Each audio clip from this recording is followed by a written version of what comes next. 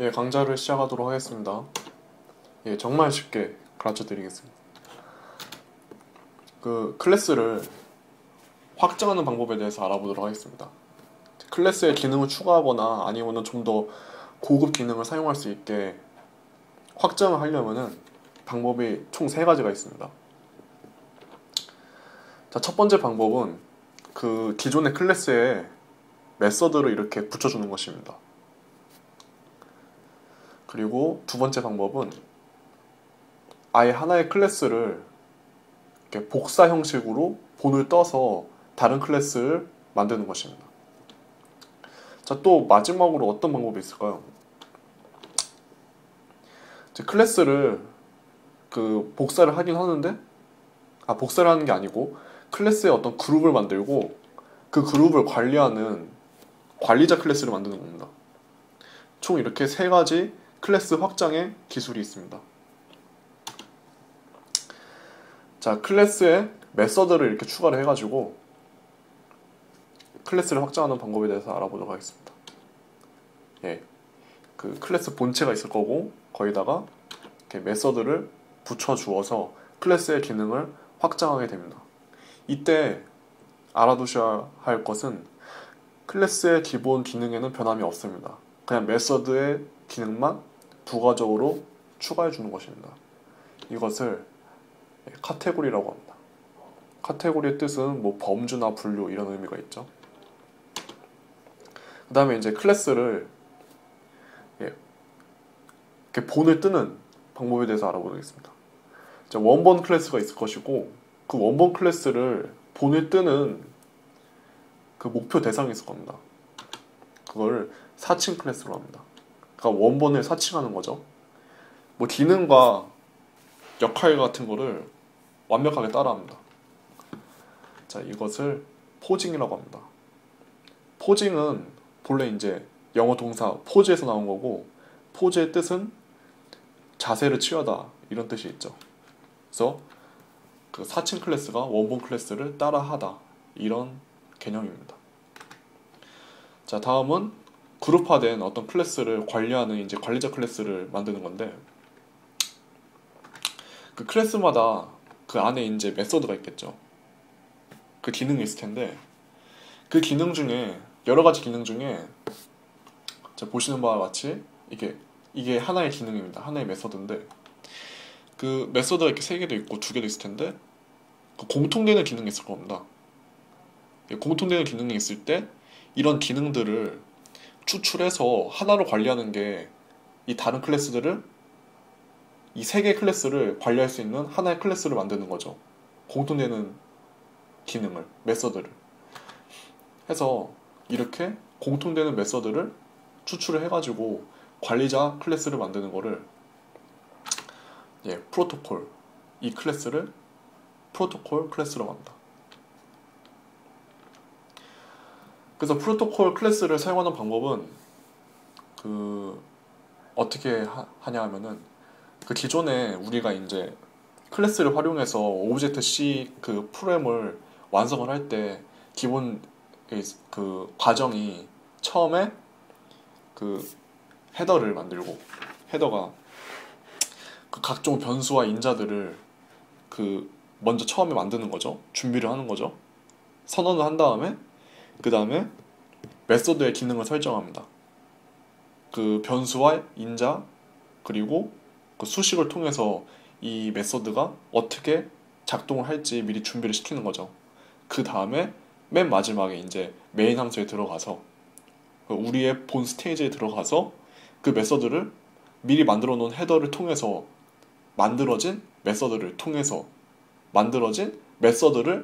불러와서 이제 실행을 하는 거죠. 그러니까 다시 한번 설명을 드리면은 여기서 재료를 준비하고 그 재료를 가지고 어떻게 하라고 미리 방법을 만들어 줍니다. 설정을 해줍니다. 그 다음에 우리의 본래 스테이지에 와가지고 그렇게 준비해 놓은 메서드들을 통해서 프로그램을 돌리는 겁니다. 이렇게 총 3개의 클래스로 운영하는데, 우리가 프로토콜을 함께 사용하려면은 프로토콜 헤더를 이것과 같은 헤더 파일로 만들고 이것을 중앙 과정에 끼워 넣어주는 겁니다. 이 메서드를 설정할 때. 그리고 이 메서드를 실행할 때 그 프로토콜 헤더만 이 위에서 아래로만 이렇게 관리할 수 있느냐. 예, 물론 기본 개념은 그런 것이지만 이 메서드 실행 이 부분에서 내가 지금 나를 관리해주는 프로토콜이 뭐지? 이렇게 알아볼 수도 있는 기능이 있습니다. 그러니까 이렇게 관리를 해주고 그 가지 끝에, 그러니까 이제 관리자가 아니라 서브 아래쪽으로 내려가서 내 위에 뭐가 있는지 확인을 할 수도 있습니다.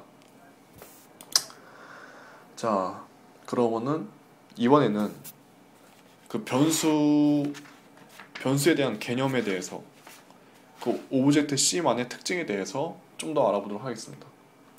그 기존에 이제 C 언어에서는 우리가 공부를 했을 때 처음에 이런 변수 타입을 만들죠. 어떤 자료를 저장하기 위해서 그릇을 만들잖아요. 그리고 그 그릇들을 준비한 다음에 그 안에다가 음식, 자료를 넣습니다. 이런 식으로 인트형에는 정수를 넣고 캐릭터형에는 문자, 하나의 문자를 넣고 그리고 플로트형에는 이렇게 소수점 아래로 내려가는 실수를 넣었습니다. 기존의 이 C 언어 방식에서 좀 더 발전한 이제 오브젝트 C는 특징이 뭐냐면은 처음에 이런 개념을 공통되는 거를 하나로 만드는 겁니다. 그래서 이거를 한 번 쓰고 버리는 게 아니라 여러 번 써가면서 계속해서 값을 넣는 거예요. 무엇이든 들어갈 수 있게 한 거죠. 그러니까 인트형은 정수형만 넣을 수 있고 캐릭터형은 문자만 넣을 수 있고 플롯형은 실수형만 넣을 수 있다는 법칙을 무시한 거, 그 법칙을 뛰어넘어서 초월해서 모든 형태의 자료들을 넣을 수 있는 그런 형태의 변수를 타입을 만든 거예요. 그래서 이런 개념을 정적 바인딩이라고 하고 이런 개념을 동적 바인딩이라고 합니다. 바인딩은 묶다 그런 뜻이겠죠. 그래서 오브젝트 C는 동적 바인딩을 통해서 그 프로그래밍을 할 때 훨씬 더 효율적이고 그리고 작업량을 많이 줄였다. 이렇게 할 수 있습니다. 자, 그러면은 그 인트형, 캐릭터형, 플롯형 그 밖에도 다양한 형태의 자료형이 있을 텐데 이런 자료의 형태들을 한꺼번에 뭐든지 다 넣어줄 수 있는 그런 아주 포괄적인 이런 그릇이 있겠죠. 이 안에는 숫자도 넣을 수 있고 문자도 넣을 수 있습니다. 이런 형태의 자료 타입을 ID형, ID 타입이라고 합니다. 오브젝트 C는 ID 타입을 통해서 동적 바인딩을 활용할 수가 있습니다. 그렇기 때문에 좀 더 쉽고 노력을 덜 들이고 효율적으로 프로그램을 짤 수가 있습니다. 자, 그럼 지금까지 오브젝트 C에 대해서 지금 세 가지 단계가 있는데 이론 과정이 있고 지금 하고 있는 이론 과정 그리고 이론은 이제 실습을 할 겁니다. 실습을 하고 그러면은 이론에 대한 이제 실제적인 이해가 다 되겠죠. 그 다음 이제 응용하는 과정이 나와 있는데 지금까지 이론 과정을 모두 이해하셨습니다. 지금까지 다 따라오셨다면은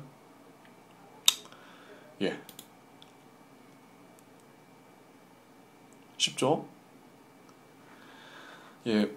오늘 강좌는 여기까지 하도록 하겠습니다. 수고하셨습니다.